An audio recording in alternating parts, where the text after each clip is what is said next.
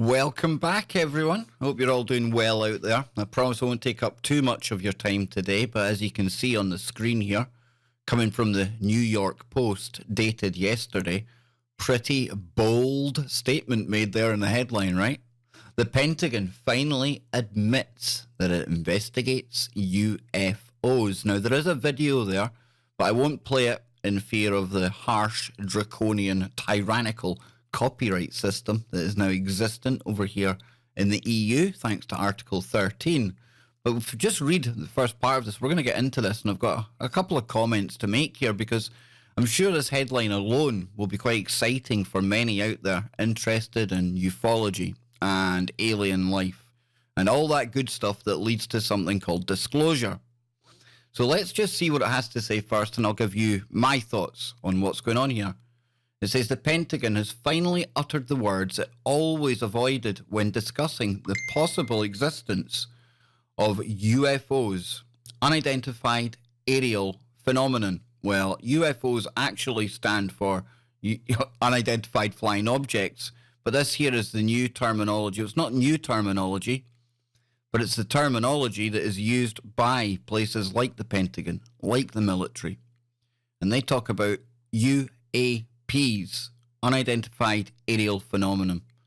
And they admit that it still investigates reports of them.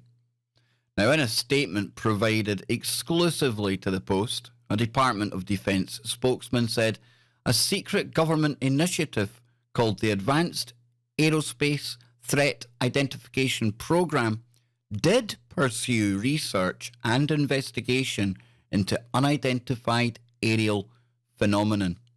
Now, let's just pause it there because the AATIP program, the Advanced Aviation Threat Identification Program, was disclosed to us back at the end of 2017 by a character called Luis Elizondo. And he reported that AATIP had been a 5-year program. I think it had been funded to the tune of about $25 million, something like that. And it says here, and while the DoD says it shut down AATIP in 2012, so AATIP actually wrapped up in 2012, okay? It was a 5-year program. And like I say, Luis Elizondo, he came out with a lot of information, and he started to team up with the To the Stars Academy and to Tom DeLonge. Now, this is quite interesting because just shortly here on YouTube, I'll be releasing last night's show that I'd done with Ryan Gable. And as you can see here, this was actually one of the topics of discussion, disclosure. Or as we were discussing, the disclosure deception. Now, I'm very open-minded at this point as to what this here might mean. I'm going to read a couple of more paragraphs from this, give you my thoughts, and then I'll let you get back to it. We'll probably be discussing this more on the Kev Baker Show tonight. You can see the show times on the bottom of the screen there. Links are in the description. But it says, the Department of Defense is always concerned about maintaining positive identification of all aircraft in our operating environment, as well as identifying any foreign capability that may be a threat to the homeland. You see, now, this part here, this is why it's a no-brainer to think that places like the Pentagon, most militaries and governments around the world, will indeed have an interest in unidentified aerial phenomenon. Because this could be some kind of new technology from China, from Russia, and it could signal an enemy threat. Now, that, of course, also you have to keep your mind open to the fact that it could well be something otherworldly.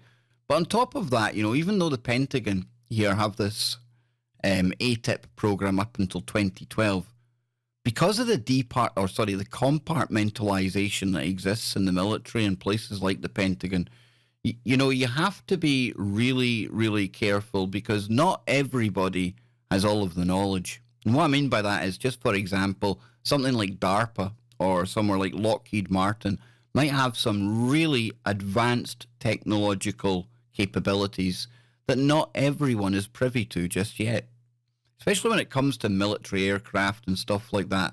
And admittedly, a lot of these things, when you watch some of the videos, because some have actually been debunked, that came out from AATIP and Luis Elizondo and To the Stars Academy, But you have to look at the way they almost defy the laws of physics sometimes.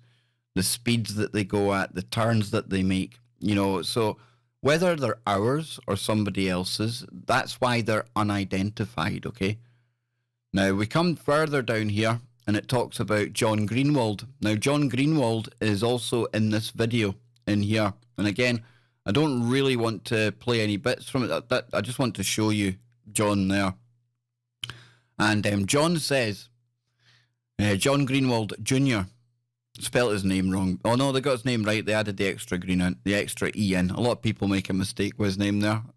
But whose website, the Black Vault, archives declassified government documents on UFO reports, Bigfoot sightings, and other subjects, also called the Pentagon's use of the term unidentified aerial phenomena unprecedented in its frankness. He says, I'm shocked they said it in that way. And the reason is they've seemingly worked very hard not to say that. So I think that's a very powerful statement because now we have actual evidence, official evidence.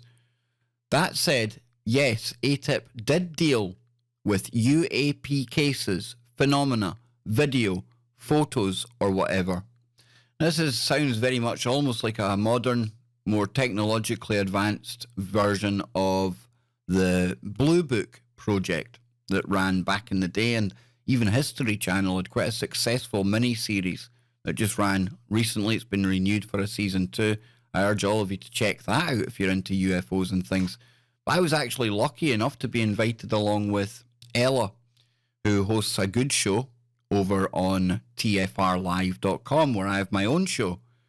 And we got into a really interesting conversation with John Greenewald. I urge you all to check this out.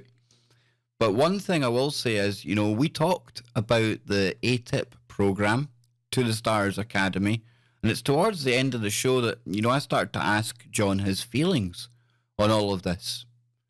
And John was very on the fence about all of it, as am I. And the reason I say that is because as we speak, I'm uploading a video that I've done with Ryan Gable last night. I had him on the Kev Baker show, and we were getting into this very subject matter, the disclosure deception. And I imagine that this post from the New York Post, it didn't come out until after the show. Bear in mind the time difference between here and over. It says 8:49 a.m., 22nd. See, I didn't see this story anywhere yesterday before the show, or we'd certainly have brought this up. Now, the reason I say that I'm on the fence, and the reason you'll hear myself and Ryan explaining why we have to be on the fence and very careful when it comes to something like this. I would imagine if you're watching this video right now, you're interested in ufology. You're interested in this subject matter. Probably interested in aliens as well, as am I. It's one of my favourite topics to kind of speculate and kind of use the imagination about. However, we have to be very careful then with something called confirmation bias.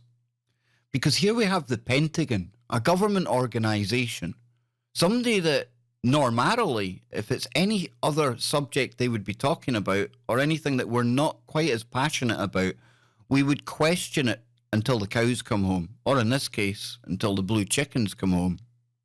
You might know what I'm talking about there. We must be very wary when we have this kind of tendency to lean towards information when it ticks all of our boxes and confirms our biases.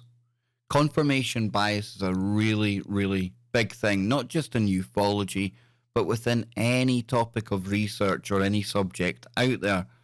When you believe in something, you end up making the evidence, or the evidence that there seems to fit your preconceived ideas. So if you think everything in the world or everything in the media is fake, then you'll start to think everything in the media is fake, and you'll start to see fakery everywhere. Now, the media, probably not the best example, because we do know that most of the stuff they do is fake, right? But when it comes to, say, maybe some kind of event happens in the world, you see this rush to call it a false flag. Even before any of the speculation or evidence and eyewitness reports and the kind of real confusion is starting to emerge on Twitter and social media, there'll be people already saying, well, this is a false flag. And that will skew the way that you look at any information after that. And this here, the Pentagon, like I say, can we trust it if it's coming from the Pentagon? Wouldn't it be a good idea if they were trying to launch some kind of psyop, maybe some kind of distraction, something like that, to put out news that they know people are going to absolutely sit back and be in awe of, you know? And at the same time, could it just be the case that perhaps now it is time to release what they have in the kind of records and to tell us what they're doing?